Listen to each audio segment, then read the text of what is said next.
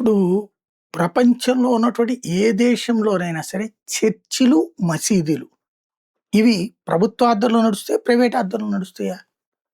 సదరు మత పెద్దల ఆధ్వర్యంలో నడుస్తాయి. ఆ మత సంస్థల ఆధ్వర్యంలో నడుస్తాయి.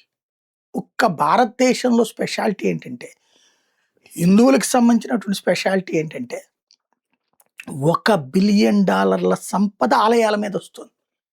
బిలియన్ ఏది 1 బిలియన్ గూడా కాదు. 1000 బిలియన్ డాలర్లు.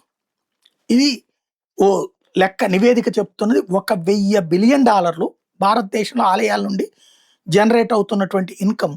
ఆ ఆలయాలని పర్యవేక్షిస్తున్నటువంటి ప్రభుత్వ యంత్రాంగం ద్వారా ఖర్చు పెట్టేస్తున్నారు.